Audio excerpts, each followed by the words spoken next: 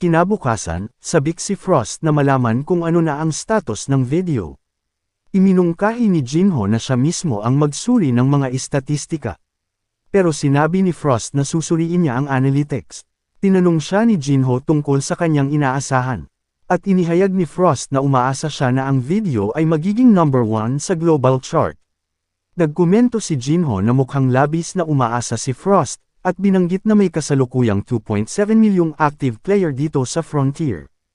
Binanggit pa ni Jinho na ang kasalukuyang number 1 chart topic ay ang video ng Dokkaebi Guild, na ipinapakita ang pangangaso sa mga higanti na may 123 million views.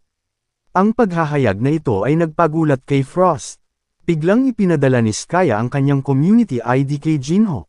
Tiningnan ni Jinho ang kanyang profile, at laking gulat nang malaman na nakakuha siya ng 1.4 million followers sa loob lamang ng isang linggo.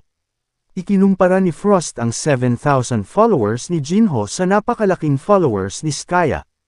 Tiningnan nila ang video ni Skaya, at napansin na tila nagsasaya siya habang nilalabanan ang mga fiend.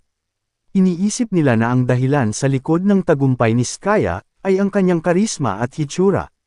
Pinati ni Jinho si Skaya sa kanyang tagumpay, at sinabi ni Skaya na ang kanyang video ay nakakuha rin ng maraming tugon sa iba. Iminungkahi ni Frost na tingnan nila ang mga tugon ng mga tao sa kanilang video. Habang binabasa nila ang mga komento, karamihan sa kanila ay positibo, pinupuri ang kalidad at ang pag-edit ng video. Pagkatapos ay sinuri nila ang ranking ng video, at nakitang ika-43 ito sa global chart. Masaya si Jinho sa tagumpay na ito, ngunit nagpahayag ng pagkadismaya si Frost at umaasa sa mas mataas na ranggo. Nagpatuloy sila upang suriin ang player points na nabuo mula sa video, at umabot ito sa higit sa 38,000 points.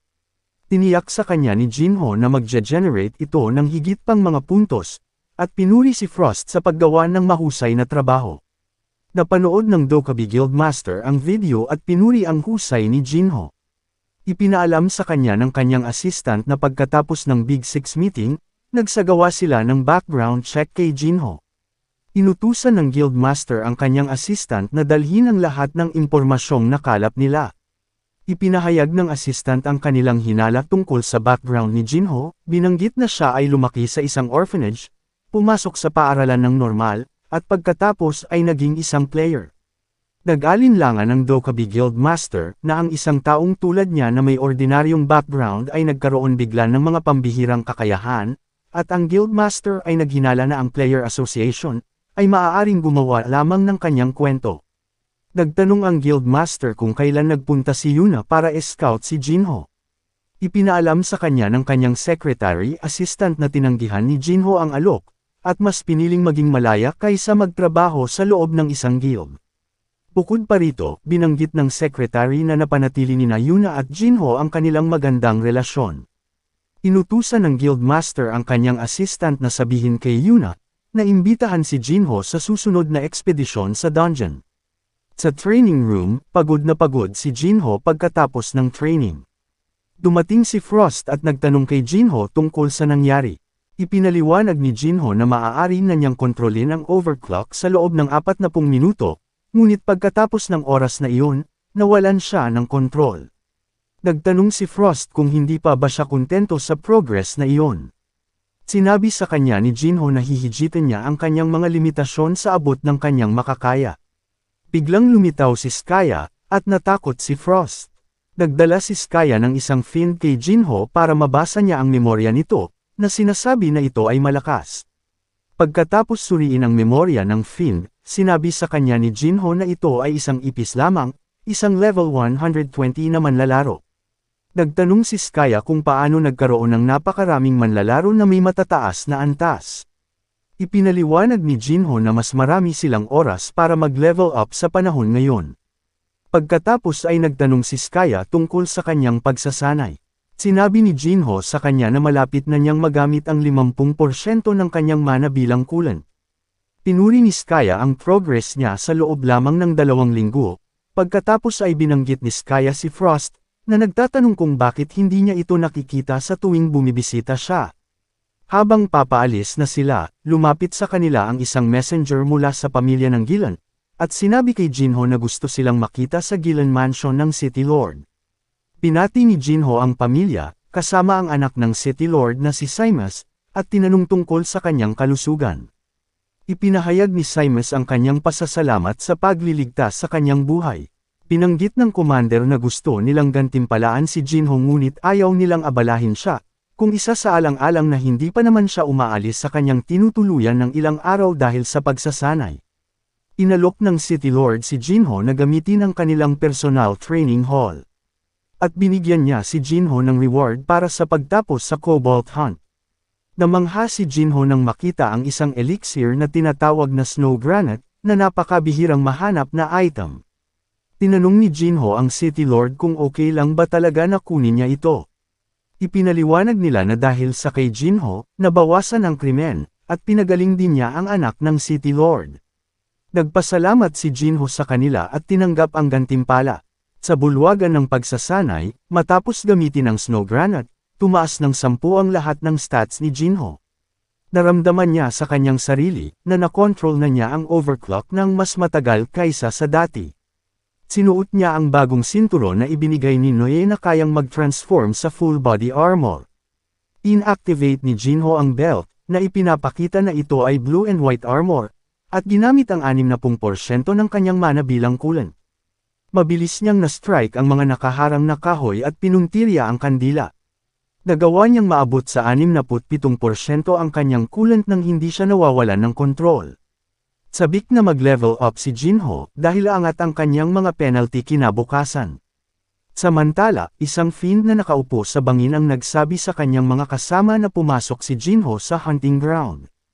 Ang isa pang fiend, batay sa community account ni Skya, sinabi niya na si Jinho ay nasa Wong Forest, na medyo malayo. Sinimulan na ng mga fiend ang kanilang mga aksyon kay Jinho. Sa hunting ground, si Jinho ay nasa sabik na Mangaso muli pagkaraan ng ilang buwan. Nakatagpo siya ng isang grupo ng mga puting lobo.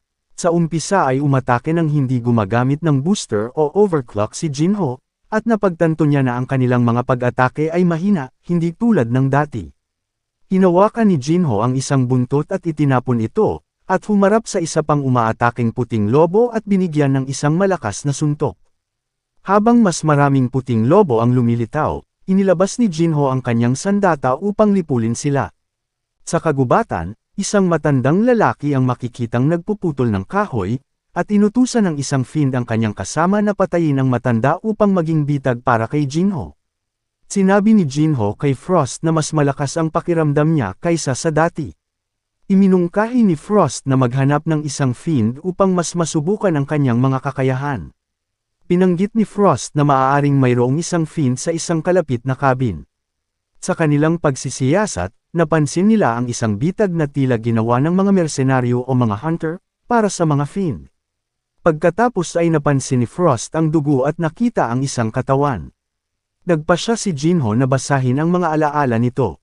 Biglang may sumulpat na lalaki sa likod nila, at nagtanong kung pinatay niya ba ang taong ito. Agad na pinatay ni Jinho ang fiend. Lumitaw ang iba pang mga fiend, na ikinulong si Jinho sa loob ng dimensyon. Napagtanto ni Jinho ang kanyang sarili na nakaharap siya ngayon ng 3 fiend, at naaalala ang isa sa kanila mula sa mga alaala ni Kyle Siner. Handang tapusin ito ni Jinho ng mabilis, at naghanda na siya para sa laban. Umatake ang mga fiend ng maraming strike, pero nagawa ni Jinho na iwasan ang bawat isa sa kabila ng kanilang hindi kapani-paniwalang bilis. Si Jinho ay sapat na mabilis upang mahulaan ang kanilang mga galaw. Biglang nagangat ng lupa ang isa sa mga fiend, at sabay nilang inatake si Jinho ng buong bilis.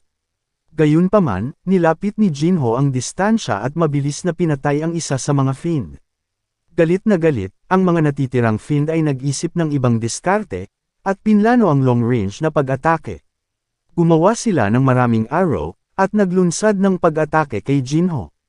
Sa mabilis na pag-react, inactivate ni Jinho ang kanyang armor at ginamit ang kanyang overclock, at iniiwasan ang bawat arrow ng may hindi kapani-paniwalang bilis. Nagulat ang mga fiend, at sumugod ng buong bilis si Jinho. Ginamit ni Jinho ang shadow shifting at inatake sa likod ang isa sa mga fiend, na mabilis itong pinatay. Pagkatapos ay pinuntirya niya ang isa pang fin, na binigyan niya ng isang malakas na final blow. Nang magsimulang maglaho na ang barrier dimension, nawalan ng kontrol si Jinho sa kanyang overclock. Gayunpaman, biglang lumitaw si Skaya, na tumulong na pabagalin ang pagbagsak ni Jinho at kontrolin ang sitwasyon.